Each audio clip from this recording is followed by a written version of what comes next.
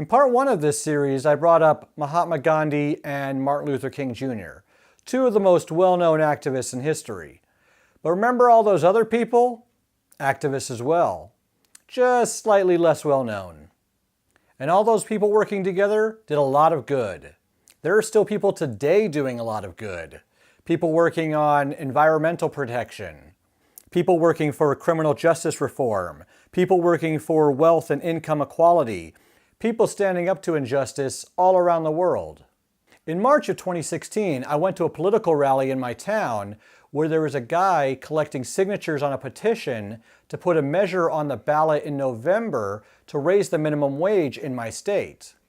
I signed it, of course, because one, I felt like it could help a lot of working people and the economy as a whole, and two, I would actually get a raise, and I could use it. Now, since none of my friends were able to come to the rally that day, they weren't able to sign, though I thought they would if given the opportunity. So I contacted the group that was collecting the signatures and submitted my name to help. This is my first time taking a step to actually being an activist. I know it's not exactly marching on Washington or chaining myself up to a bulldozer, but it's not nothing.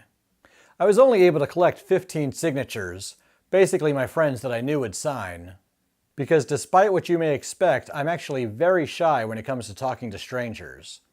In spite of my less than stellar signature gathering skills, the petition was a success and the measure will actually be on the ballot this year. This is just one example of people working together to effect change. Now I want you to keep in mind that real change involves more than just liking and sharing on social media.